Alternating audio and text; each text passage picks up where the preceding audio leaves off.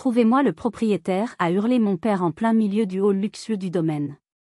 Elle n'a rien à faire ici. Ma mère, le visage crispé par le dégoût, a ajouté, expulsez-la sur le champ. Je suis restée là, silencieuse, sous le regard de tous. La gérante, Madame Picard, s'est alors tournée vers moi avec un sourire énigmatique. Madame, a-t-elle demandé d'une voix douce, comment souhaitez-vous gérer l'adhésion de votre famille? Leurs visages se sont décomposés. Ils ne savaient pas encore que leur plus grande humiliation venait de commencer, et que la personne qu'ils essayaient de chasser, c'était moi, la propriétaire. Cette histoire est complètement folle, et chaque détail est vrai. Avant de plonger dans les détails de cette journée qui a tout changé, dites-moi dans les commentaires de quelle ville ou de quel pays vous me regardez. Et quelle heure est-il chez vous en ce moment? J'adore voir jusqu'où mes histoires voyagent. Allez, on y va. Le téléphone a sonné un jeudi après-midi, brisant le silence concentré de mon bureau parisien. La vue sur la Seine scintillait à travers la baie vitrée, une toile de fond paisible pour une vie qu'il était rarement. Au bout du fil, la voix faussement enjouée de ma mère, Léontine. Céleste, ma chérie? J'espère que je ne te dérange pas. Nous organisons le brunch dominical au domaine de Bellerive. Ton père, ta sœur et moi serions si heureux que tu te joignes à nous. Le domaine de Bellerive. Rien que le nom suffisait à faire naître un poids sur ma poitrine. Pour ma famille, ce domaine viticole près de Bordeaux était le centre de leur univers social. Un symbole de statut, un théâtre où se jouaient les apparences. Pour moi, c'était une cage dorée, chaque recoin imprégné du souvenir de ne jamais être à la hauteur. Un lieu où les vins étaient plus appréciés que les personnes et où la valeur d'un individu se mesurait à la marque de sa montre. J'ai 32 ans. Depuis que j'ai abandonné mes études de droit 10 ans plus tôt, au grand désespoir de mon père Ambroise, un magnate de l'immobilier aussi rigide que les bâtiments qu'il construisait, j'étais devenu le mouton noir. Ma sœur aînée, Apolline, était tout ce que je n'étais pas, mariée à un avocat fiscaliste, membre de 3 comités de bienfaisance, et experte dans l'art de faire sentir aux autres leur infériorité. Elle était le chef-d'œuvre de mes parents. J'étais l'ébauche ratée, rangée dans un coin. Bien sûr, maman. Je serai là, ai-je répondu, ma propre voix me semblant lointaine. Pourquoi avais-je accepté? Une petite voix stupide au fond de moi murmurait encore. Peut-être que cette fois, je me suis surprise à penser, ce sera différent. Une lueur d'espoir idiote qui refusait de mourir, le désir enfantin de recevoir enfin un regard d'approbation. Après la trahison d'Apolline il y a 7 ans, un événement qui avait failli me détruire, j'avais pris une décision. J'avais érigé un mur autour de ma vie professionnelle. Ils savaient que je travaillais dans la gestion, un terme si vague qu'il pouvait tout et rien dire. Ils imaginaient sans doute un poste d'assistante dans une petite entreprise, une carrière modeste qui confirmait leur jugement sur moi.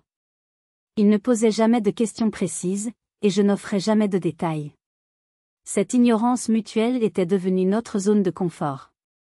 Ils pouvaient continuer à me regarder avec une pitié condescendante, et moi, je pouvais construire mon empire en paix, loin de leur toxicité. Ma société, héritage et terroir investissement, était mon secret, mon armure. Personne dans ma famille ne connaissait son existence, et encore moins son succès fulgurant.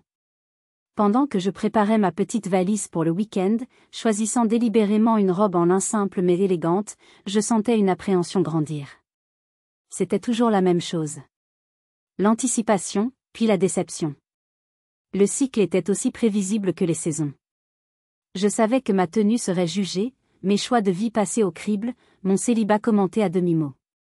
J'ai pris le train pour Bordeaux le samedi, passant la nuit dans un petit hôtel de charme que ma société venait d'acquérir, une ironie qui m'a fait sourire tristement. C'était ça, ma double vie. D'un côté, la PDG qui signait des contrats à 8 chiffres. De l'autre, la petite sœur maladroite qui espérait juste un repas de famille sans larmes. En raccrochant avec ma mère, un frisson m'avait parcouru. Je ne savais pas encore que je n'allais pas à un simple déjeuner, mais à un procès familial où j'étais à la fois l'accusé, et sans qu'il le sache, la juge. Le soleil de Bordeaux était éclatant ce dimanche matin, mais il ne parvenait pas à réchauffer le nœud de glace dans mon estomac. En conduisant ma voiture, une berline discrète que je gardais pour mes visites familiales, vers les grilles imposantes du domaine de Bellerive, les souvenirs m'ont assailli. Des Noëls tendus, des anniversaires où mes cadeaux faits maison étaient accueillis avec des sourires forcés, des conversations entières où l'on parlait de moi comme si je n'étais pas là. J'ai garé la voiture. En sortant, j'ai salué le voiturier, Jean-Pierre, par son nom. « Bonjour Jean-Pierre, comment va votre fille ?» Il m'a répondu avec un grand sourire, surpris et touché. J'ai fait de même avec la concierge, Hélène.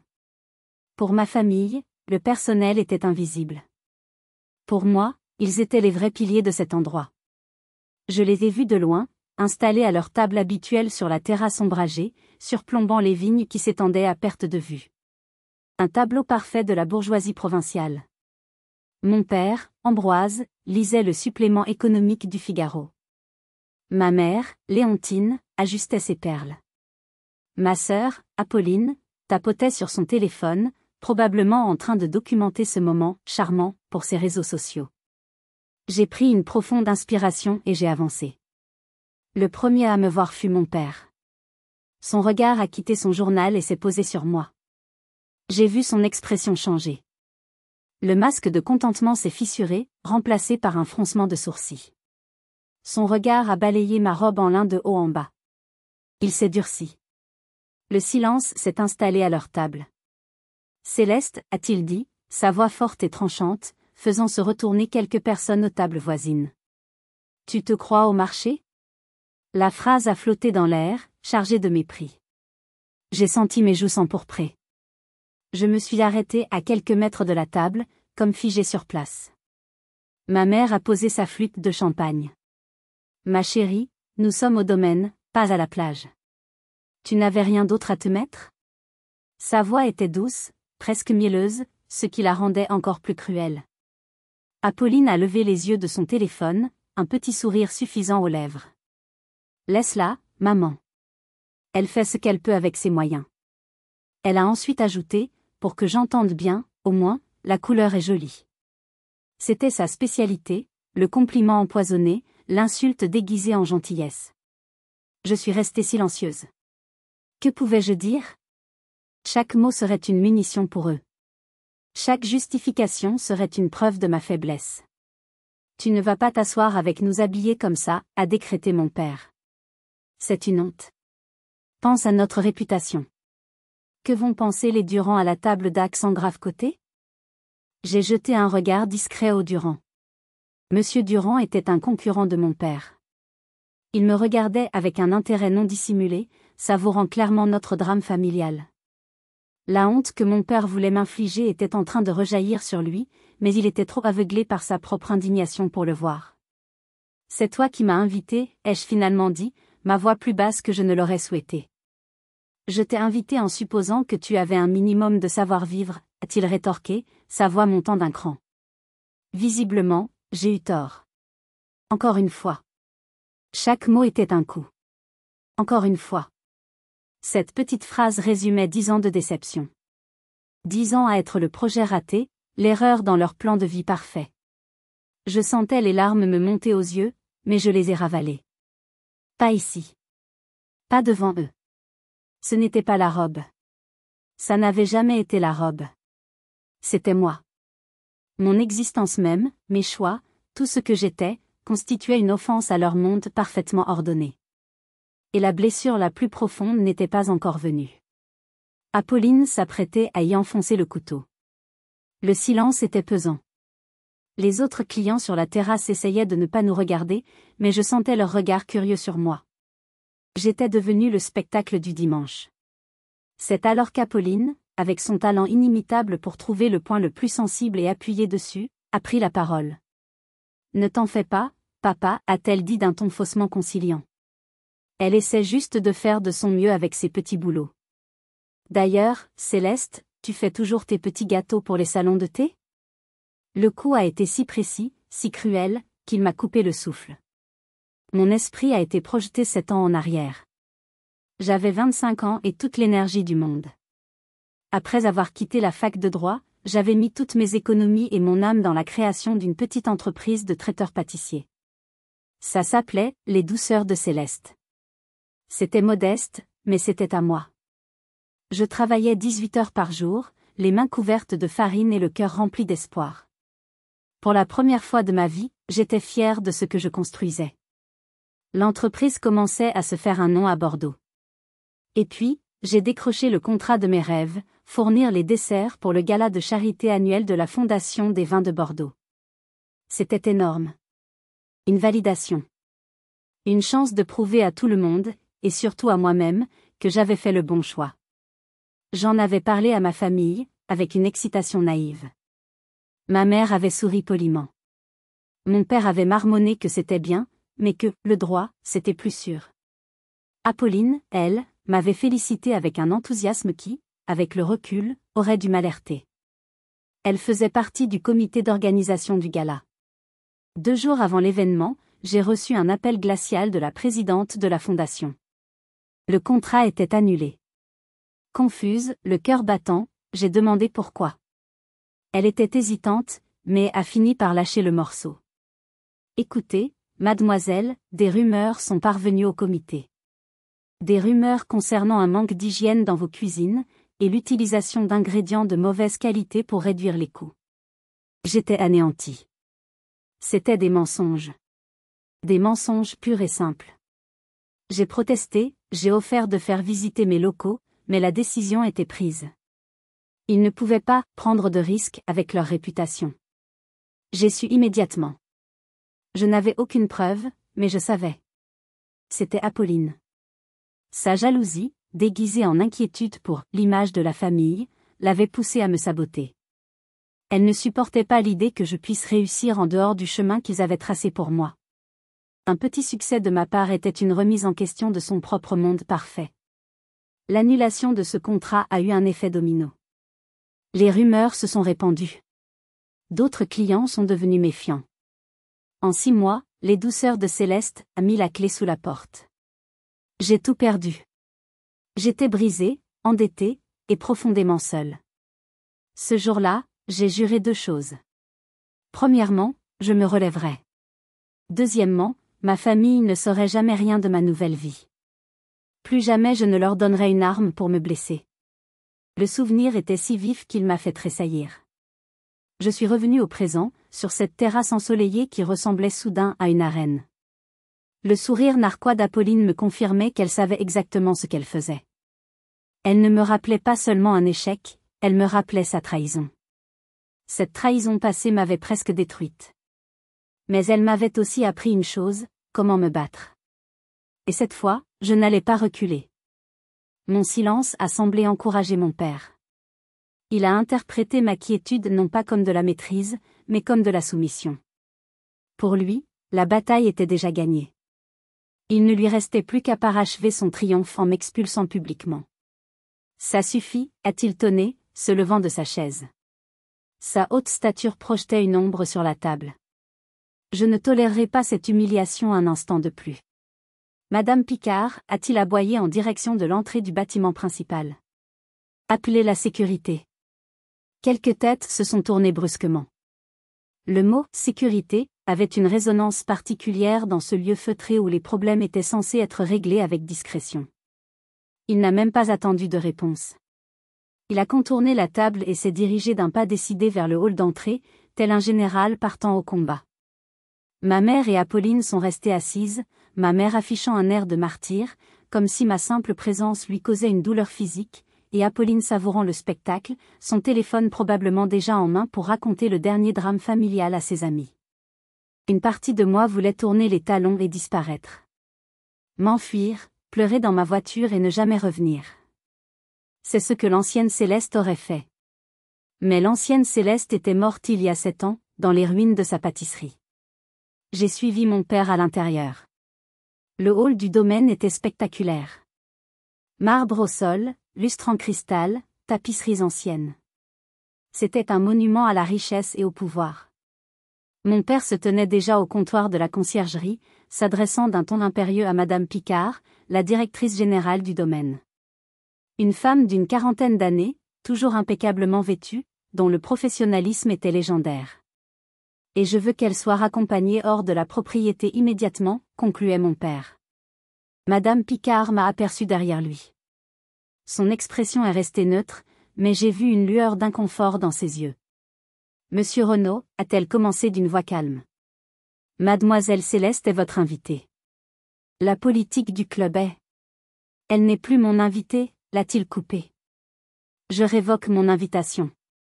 Elle enfreint le code vestimentaire et elle embarrasse ma famille. Je suis membre du conseil d'administration ici, Patricia, vous le savez. Mon mot a du poids. Il a utilisé son prénom, un rappel subtil de leur hiérarchie supposée. Une tentative de la mettre de son côté. Madame Picard a gardé son sang-froid. Je comprends, monsieur. Cependant, expulser quelqu'un est une mesure extrême. Il me faudrait une autorisation. C'est là qu'il a prononcé la phrase. La phrase qui a scellé son destin. La phrase qui a tout changé. Aveuglé par son arrogance, il a rétorqué, alors faites venir le propriétaire. S'il le faut, je lui parlerai directement. Mais je veux que ce soit réglé. Maintenant. Le monde semblait s'être arrêté. C'était la phrase que j'attendais sans le savoir. La phrase qui allait tout faire basculer. Madame Picard m'a regardé par-dessus l'épaule de mon père. Un minuscule, presque imperceptible, mouvement de ses lèvres. Un sourire? Je ne pouvais en être sûre. À ce moment précis, tous les regards étaient tournés vers moi. La honte, la colère, tout se mélangeait. J'aurais pu m'enfuir. Mais je suis restée. Vous vous demandez pourquoi? La raison va vous surprendre. Alors restez bien jusqu'à la fin. Et dites-moi dans les commentaires, si vous aviez été à ma place, qu'auriez-vous fait? Auriez-vous quitté les lieux ou seriez-vous resté pour affronter la tempête? Je suis curieuse de connaître votre avis. Le défi lancé par mon père flottait dans l'air du hall majestueux. Faites venir le propriétaire. Madame Picard a eu une très brève hésitation, puis a acquiescé avec une courtoisie glaciale. Très bien, monsieur Renaud. Veuillez patienter un instant. Elle s'est retirée dans son bureau, laissant mon père seul au milieu du hall, rayonnant d'une suffisance triomphante. Ma mère et Apolline nous avaient rejoints, se tenant légèrement en retrait, comme des spectatrices attendant le clou du spectacle, mon humiliation finale. Aucune d'elles ne m'a adressé un regard.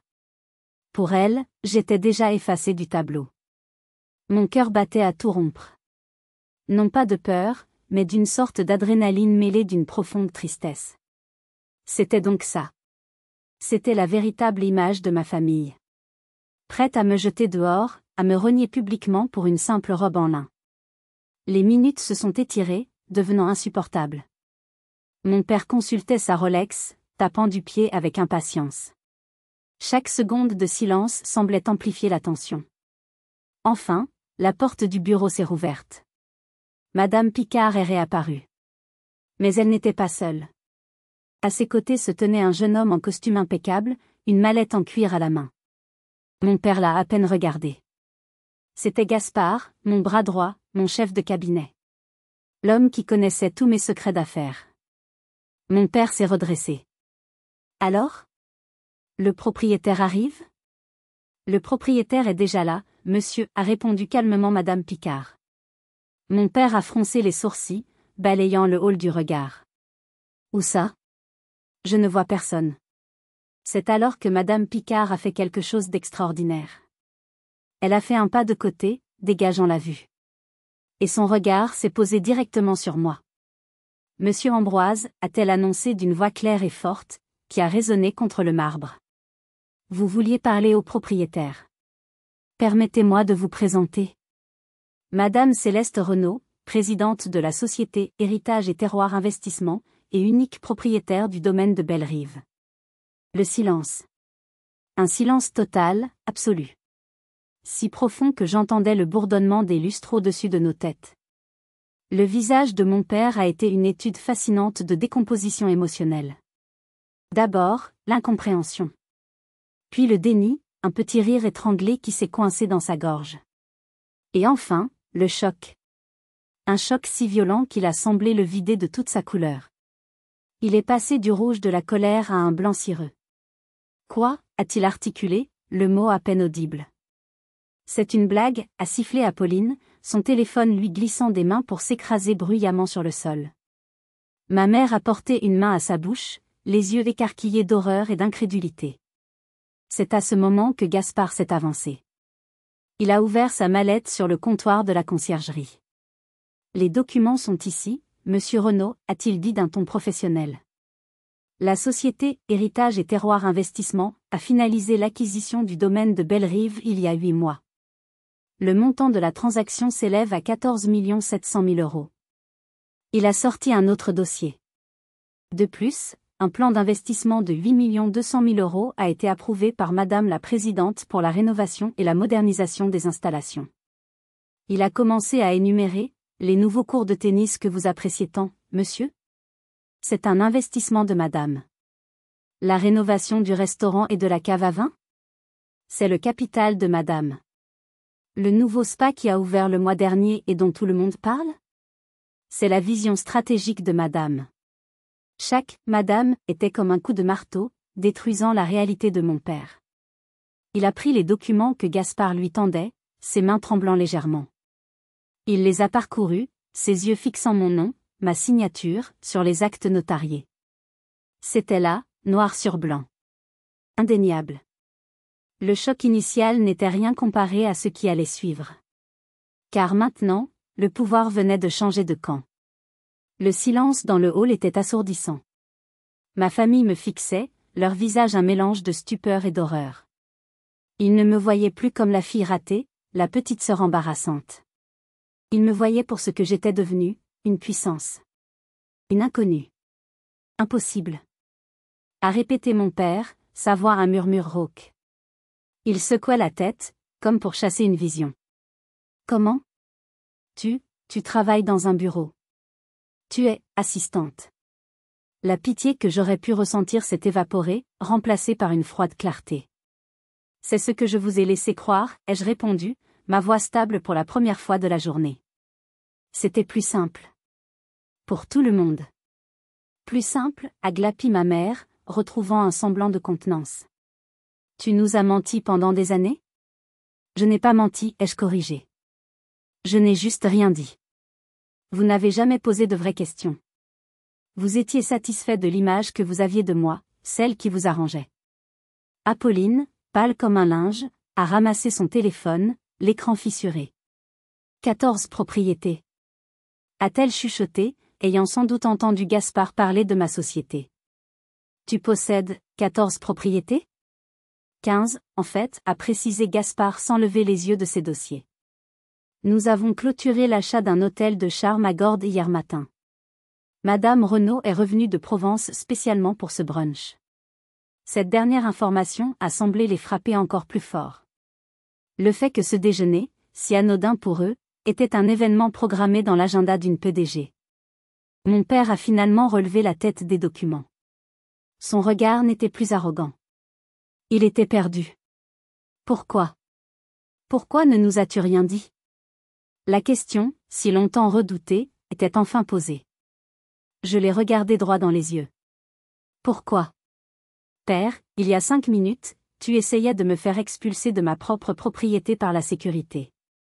Tu m'as traité de honte devant tout le monde. À quel moment exactement, dans les 10 dernières années, ai-je eu l'occasion de vous dire quoi que ce soit? Il n'a pas répondu. Il n'y avait pas de réponse. Je me suis tournée vers Madame Picard, qui observait la scène avec un professionnalisme sans faille. Madame Picard, ai-je demandé, ma voix reprenant une tonalité de chef d'entreprise. Le règlement intérieur du domaine. Pourriez-vous nous lire l'article 7.3, s'il vous plaît? Celui concernant les motifs de résiliation d'adhésion. Elle a sorti une tablette de sous le comptoir.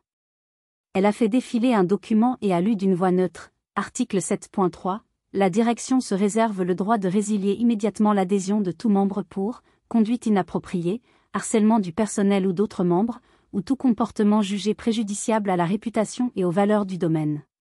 Un silence. J'ai laissé les mots infuser. Merci, Madame Picard, ai-je continué. Une dernière question. Selon les statuts du domaine, qui a la seule et unique discrétion pour interpréter ce qui constitue un comportement préjudiciable?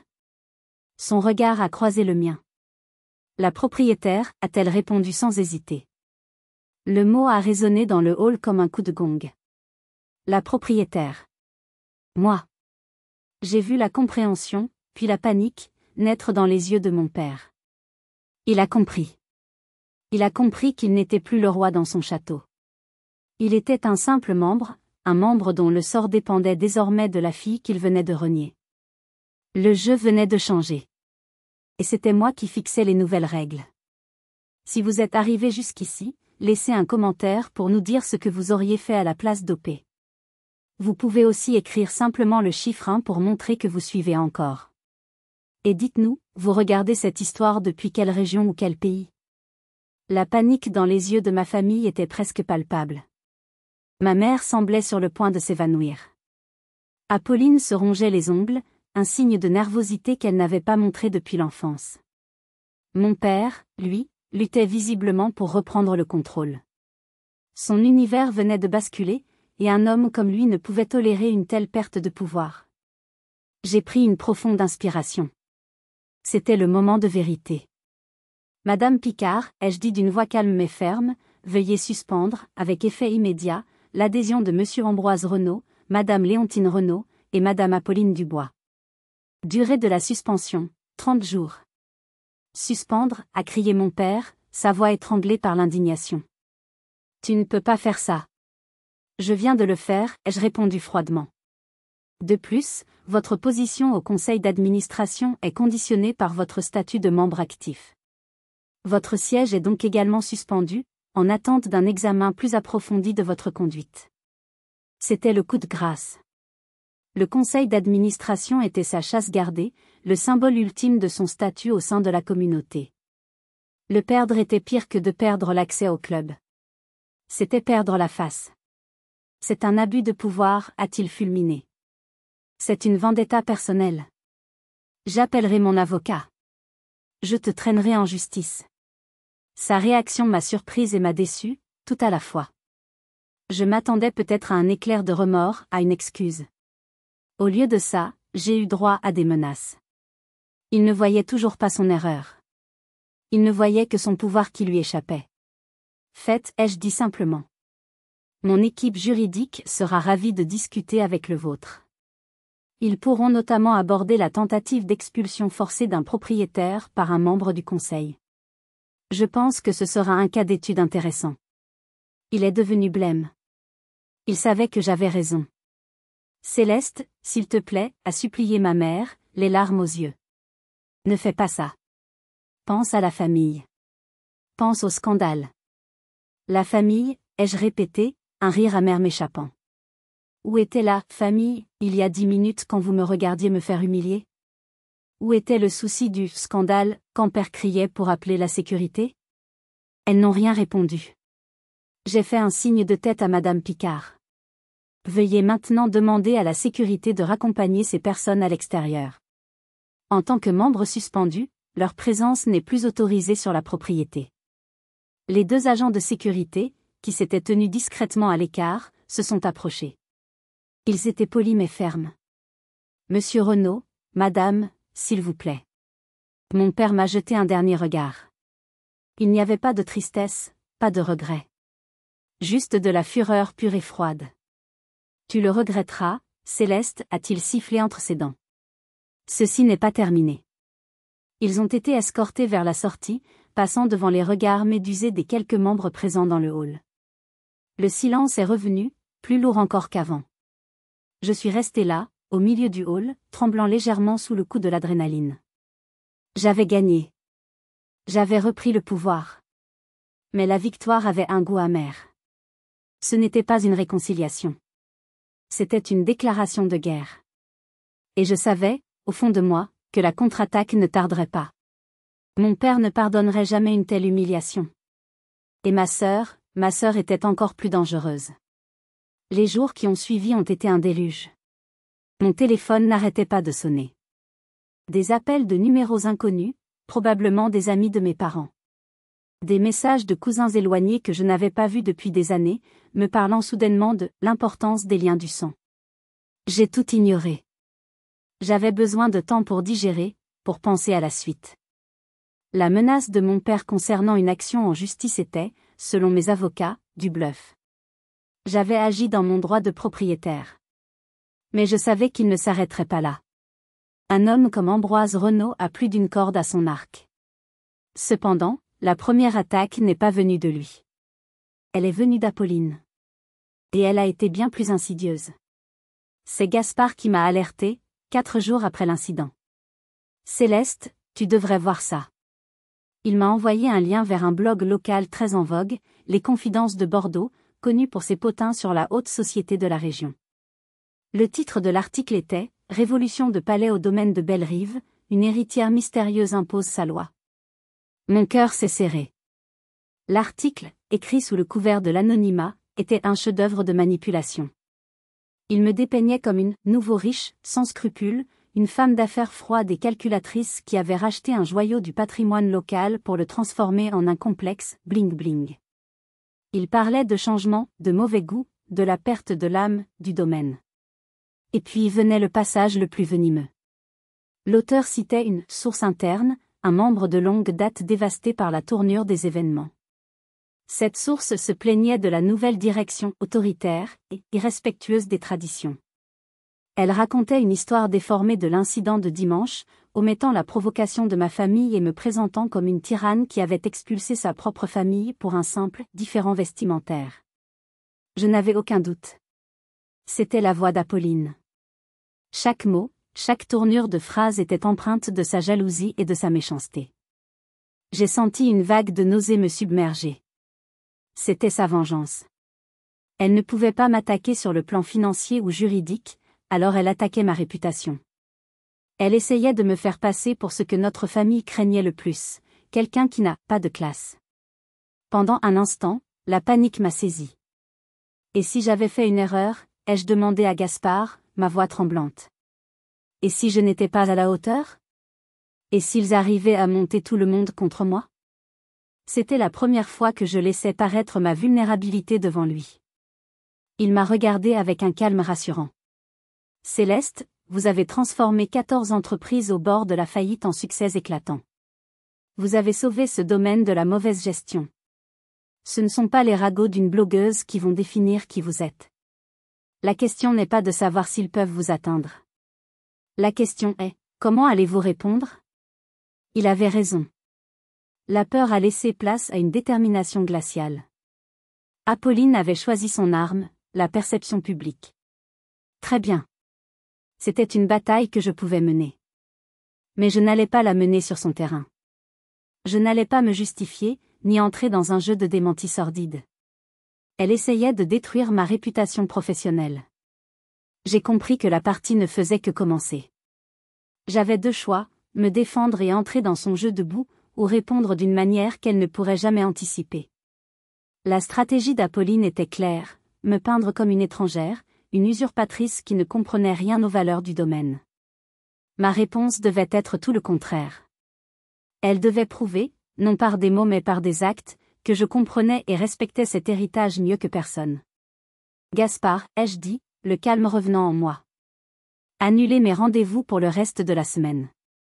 Nous allons organiser un événement. Ici, au domaine.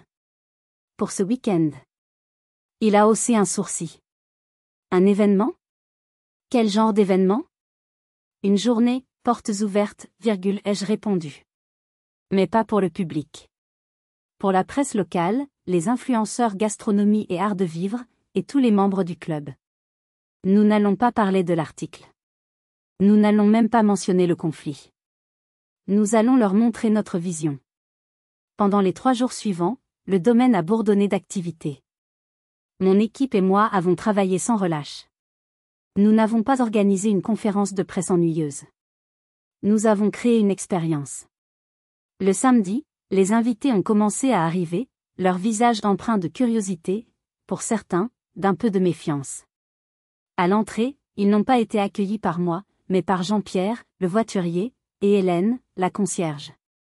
Je leur avais demandé de raconter brièvement leur histoire, leur lien avec le domaine, certains travaillant ici depuis plus de 20 ans. Ensuite, les invités ont été divisés en petits groupes. Un groupe est parti avec notre sommelier en chef pour une dégustation verticale des anciens millésimes, où il a expliqué comment nos nouveaux investissements dans les chais allaient préserver et améliorer la qualité du vin. Un autre groupe a rejoint le chef cuisinier, un jeune talent que j'avais débauché d'un restaurant étoilé. Il ne leur a pas fait un grand discours. Il les a emmenés dans son nouveau potager bio, derrière les cuisines, et leur a parlé de sa passion pour les produits locaux et de son partenariat avec les agriculteurs de la région. Un troisième groupe a visité les ateliers des artisans que nous avions engagés pour la rénovation, un ébéniste local qui restaurait les boiseries anciennes, une tisserande qui recréait des tapisseries à l'identique. Pendant tout ce temps, je suis resté en retrait, observant, parlant individuellement aux gens, répondant à leurs questions. Je n'ai pas fait de discours. Je n'ai pas parlé de chiffres ou de plans d'affaires. J'ai parlé de passion, de respect du terroir, d'avenir. Le clou de la journée a été le moment où j'ai pris la parole, pour seulement 5 minutes. Je n'ai pas mentionné ma famille. J'ai annoncé la création de la Fondation Bellerive.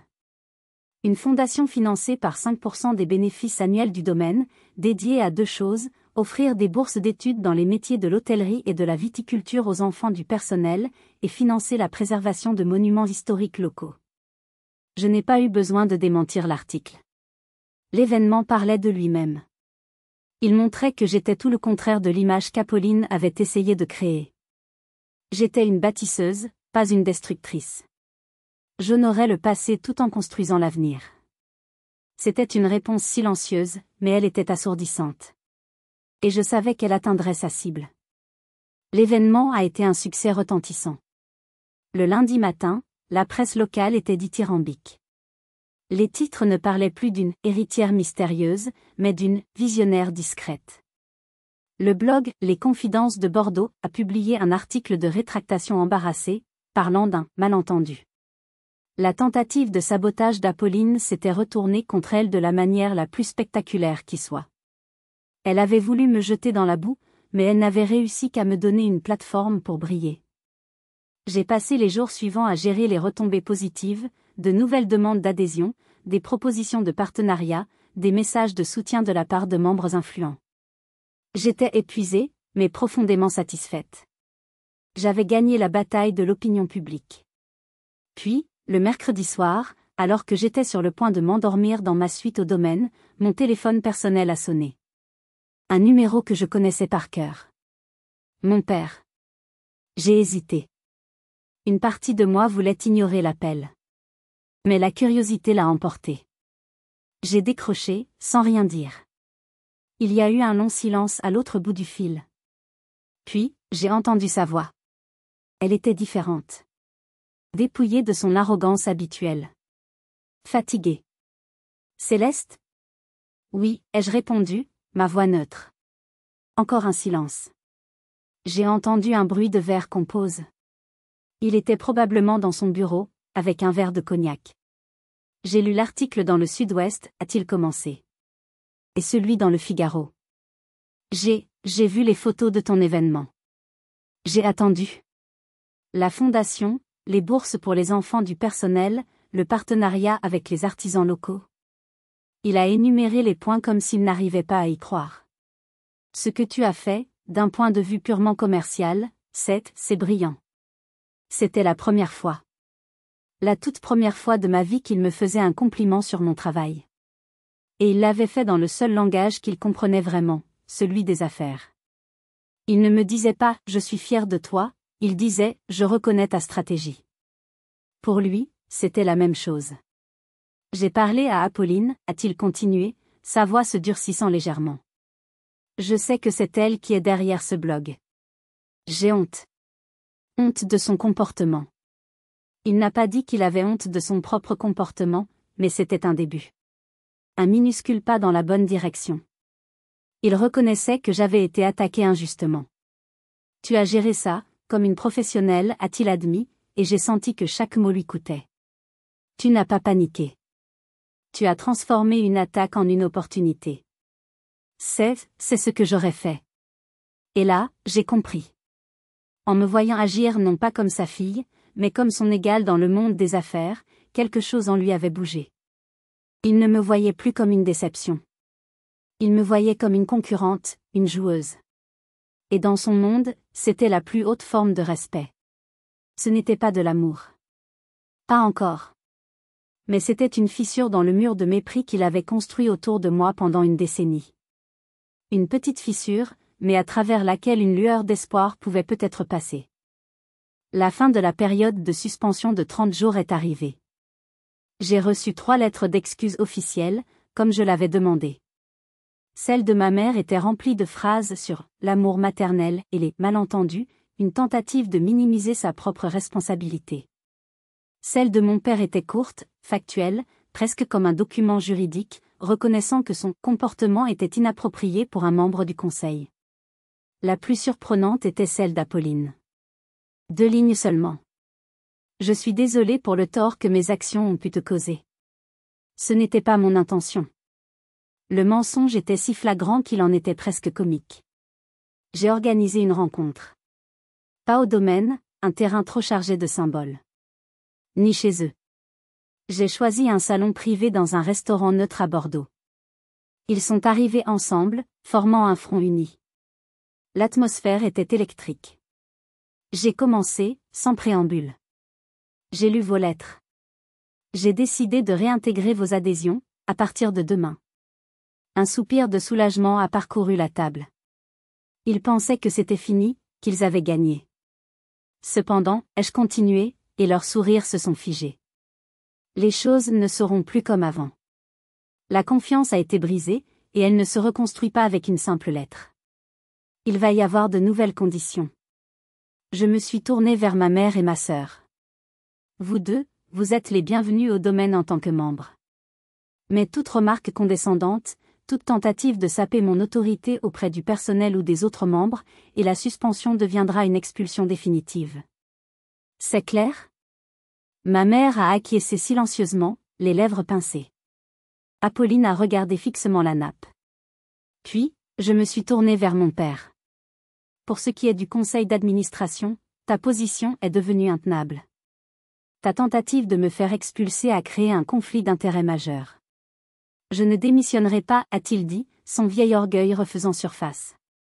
Je ne te le demande pas, ai-je répondu calmement. Je te donne un choix. Soit tu annonces ta démission volontaire pour raison personnelle cette semaine, en gardant la face. Soit, lors de la prochaine réunion du Conseil, je présenterai une motion de défiance officielle, document à l'appui. Je te laisserai imaginer l'issue du vote. Il m'a dévisagé. Il cherchait une faille, un signe de bluff. Il n'en a trouvé aucun. Il savait que j'avais les votes. Il savait qu'il avait perdu. Il a baissé les yeux le premier. Très bien, a-t-il marmonné. La conversation était terminée. J'avais gagné sur tous les fronts.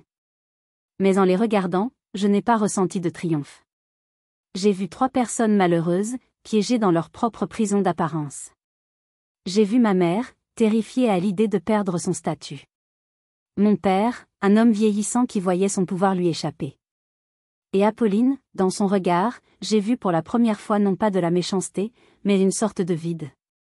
La panique d'une personne qui a passé sa vie à jouer un rôle et qui ne sait plus qui elle est vraiment. Ce jour-là, je n'ai pas pardonné. Le pardon demande du temps. Mais j'ai posé les bases d'une nouvelle relation. Une relation basée non plus sur une hiérarchie familiale toxique, mais sur un respect mutuel et des limites claires. Nous allons essayer, ai-je dit en me levant. Lentement. C'était tout ce que je pouvais offrir. Et pour l'instant, c'était suffisant. 6 mois ont passé. 6 mois de calme prudent, de conversations téléphoniques courtes mais polies. 6 mois sans drame. Ce dimanche-là, je suis retournée au domaine pour le brunch.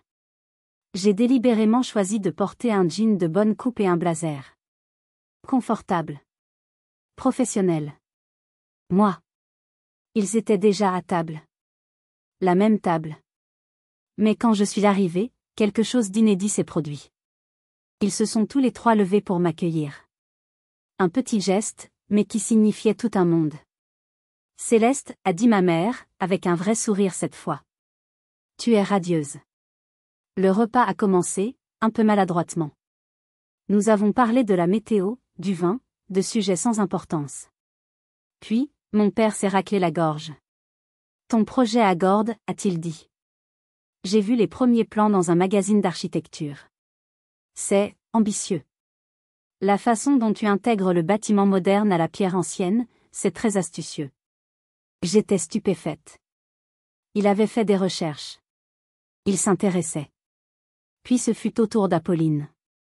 Le gala de la fondation a lieu le mois prochain, a-t-elle dit, en remuant nerveusement sa cuillère. Le traiteur nous a laissé tomber à la dernière minute. Je me demandais si tu aurais une recommandation. Tu as tellement de contacts dans ce milieu. Elle me demandait de l'aide. Elle reconnaissait mon expertise dans le domaine même où elle m'avait autrefois anéanti. C'était sa façon à elle de présenter des excuses, plus sincères que sa lettre ne l'avait jamais été. Laisse-moi passer quelques appels, ai-je répondu doucement. Nous avons continué à parler. De vraies conversations. J'ai appris que mon père envisageait de prendre sa retraite, que ma mère s'était inscrite à un cours d'histoire de l'art, qu'Apolline se sentait dépassée par la pression de son milieu. Pour la première fois, je ne voyais pas des monstres d'égoïsme, mais des êtres humains faillibles, avec leurs peurs et leurs faiblesses. En regardant les vignes baignées de soleil, les vignes que j'avais sauvées, assise à cette table avec cette famille compliquée que j'apprenais à redécouvrir, j'ai compris quelque chose d'essentiel. On ne choisit pas sa famille. Mais on choisit qui on veut devenir. Et parfois, en devenant la version la plus authentique de soi-même, on leur donne une chance de nous voir vraiment pour la première fois. Mon succès ne les avait pas seulement forcés à me respecter. Il les avait aussi libérés, d'une certaine manière, du carcan rigide de leurs propres attentes. Et vous, avez-vous déjà dû vous battre pour que vos proches vous acceptent tels que vous êtes? Avez-vous dû leur prouver votre valeur pour qu'ils vous voient enfin? Racontez-moi votre histoire dans les commentaires. Votre expérience compte et peut aider d'autres personnes. N'oubliez pas de liker cette vidéo si elle vous a touché, et de vous abonner pour ne rien manquer. À la prochaine.